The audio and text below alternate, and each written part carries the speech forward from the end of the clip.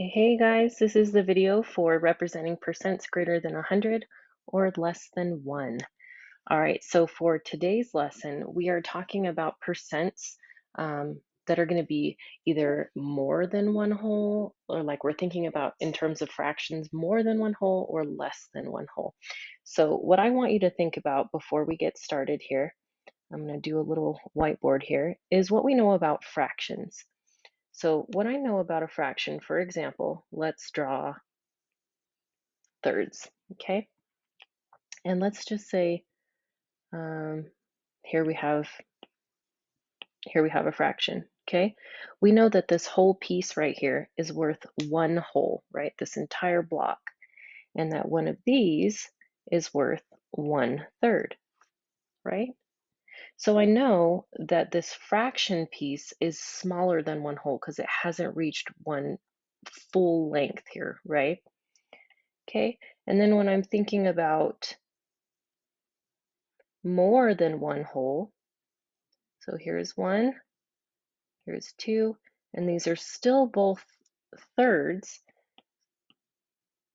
Let's say these are all filled in here. Okay, so now I have 4/3, which is really one whole piece and 1/3. Okay, so what we're doing today is exactly this. We're going to be talking about percents that are smaller than a whole. So it's going to be something like this 1/3 piece. And then we're going to look at percents that are a little bit bigger than 100%, which is kind of like when we have more than one whole fraction bar and then a little bit left over. Okay, so that's kind of the idea I want you to think about going into this. Okay, let's take these little guys away. Come on, fraction bar. All right. So we're going to start off by doing the ones that are greater than 100% because I feel like these are a little bit easier to grasp. So we'll just start off a little bit simple. So just like we did yesterday, when we're looking at a percent, we're going to read it as 137%. And remember when we say percent, it's per 100. So I'm going to go ahead and write this as 137%. So we can see it's as a fraction, it's bigger than one whole, right? So if I were to do this or like to decompose it a little bit, I would have 100 100ths, right? And 37 100ths. Okay, if we wanted to write that as a decimal, we would say that that's one whole and 37 hundredths, right? Another way to think about it is 137, and our decimal is here, and we're shifting it per 100, so we would still end up with 137. 1 and 37 hundredths. Okay? So I think this is so super doable because we know what a fraction bigger than one whole is. Okay? So let's go ahead and look over here at this second one. We're going to start off by saying to ourselves 115%, because it's per 100. So now we have our fraction, and we're going to write it as a decimal. So again, you can either write it like this, where we have 115%, and we're going to go divided by 100 back 2 spaces on the place value chart, where it would be one whole, because we're over 100%, and then 15 hundredths. Okay, you can do it as a decimal form, or we can kind of look at it as a fraction. Okay, we know that there's 100 100ths there, which is the same as one whole, and then we'd have 15 100ths left. Okay, that's the same as one whole and 15 hundredths. Okay, now I'm going to do, I want you to pause the video here, and I would like you to try 450%. Okay, so you go ahead and you try 450%. I'm going to do, after you pause, you paused. Let's go ahead and go over it. Okay, so I have, and you better have paused. Okay, we have 450%.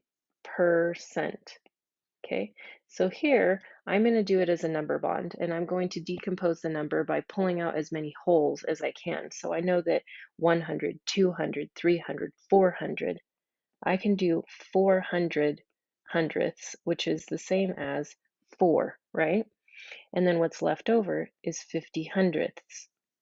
So to write that as a decimal, we can say 4 whole and 50 hundredths.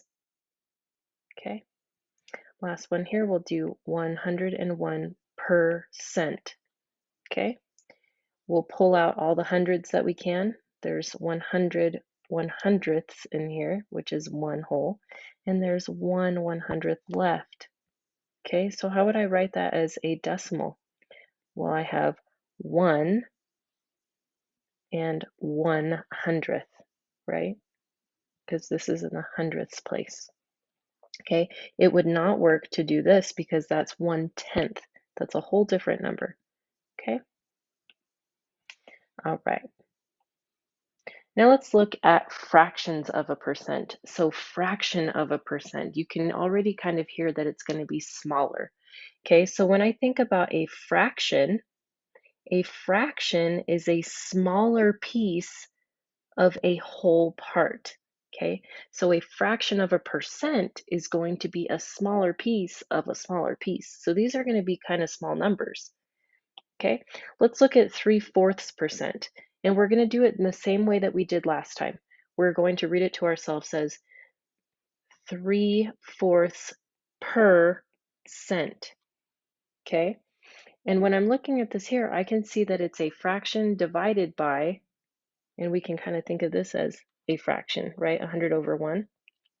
Okay, so when I have a fraction divided by a fraction, if you think back to our unit where we were dealing with fractions, a fraction divided by a fraction is really multiplying by the number's reciprocal.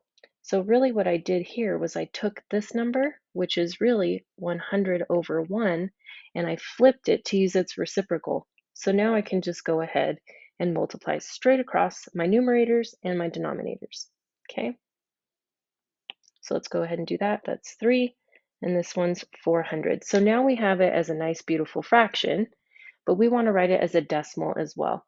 So in this case, it's not going to be as simple as the one that we did last time, where we just decompose the number and then or we could just write it where we're shifting the decimal place over.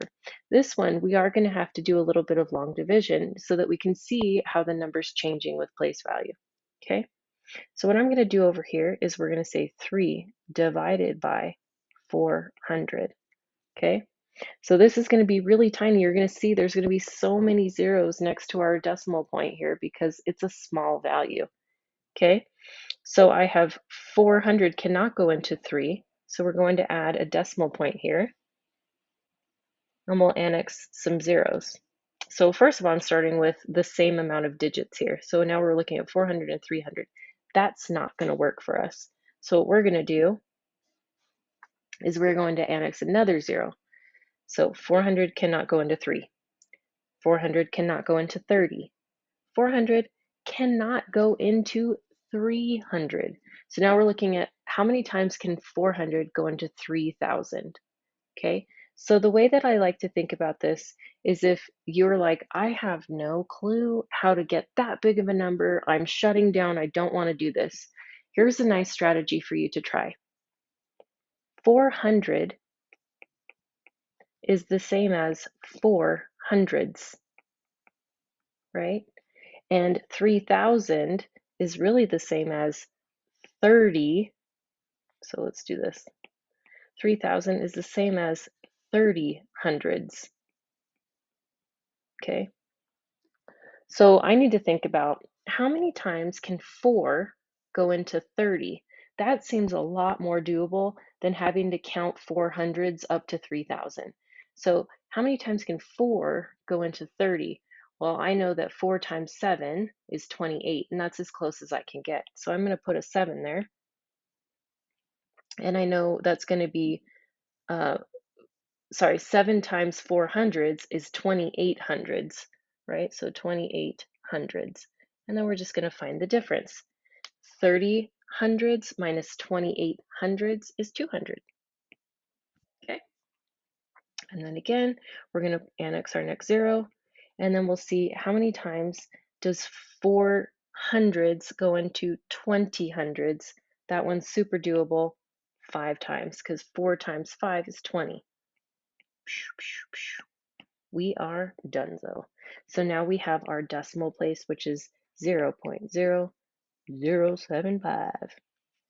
Okay, so it's important to use these strategies that will help you. Okay, I know looking at this, I can already hear some of your voices being like, oh my gosh, I can't do this. This is so hard. This is going to take forever. It's really not, you guys. Just take apart your numbers into more friendly numbers and you can do this. Okay, so we're going to stop here with this fraction and we're going to move over to a decimal. That way you get a little bit of both. Okay, I'm going to move some of this math work out of the way so we have space. Okay, and let's go ahead and do a decimal. So let's do number 4. So we'll, just like last time, write it as we read it. It's 0.4%, right? So now it's a fraction. Okay, beautiful. We've done it as a fraction. Now what we're going to do, this one is a little bit more doable because it's in like base 10, right? This one was not really so friendly for us, right? So what we can do is we can just go ahead and divide it by moving the decimal over because we're starting here where we have 0.4 and we're dividing it by percent. So we're shifting our decimal place 2 places, right? 1, 2. So we'd end up with 0.04, right? Yay, not too bad. Okay, I am going to show you, while I was showing you that, I was thinking and I was like, oh, well, we could just do it the way that we've done it before. Let's look at number 7 here, where it's 9/25%. So we could always, actually, no, we'll do it the way that we had it before.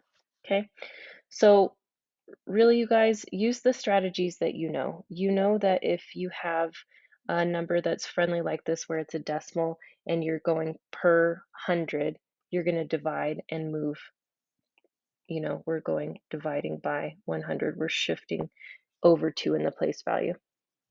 Okay. But if you get something like this, use what you know in long division and all the strategies that I've taught you to try and figure it out. Okay. This is so doable. I know you guys can do it. And if you have any questions, I will be back today. So during team time would be a great time to come and see me. All right, let's quickly go over your assignment for today.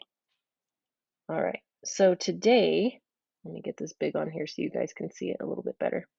Today, you are going to be doing a fraction divided by a fraction kind of thing that we looked at in that last problem.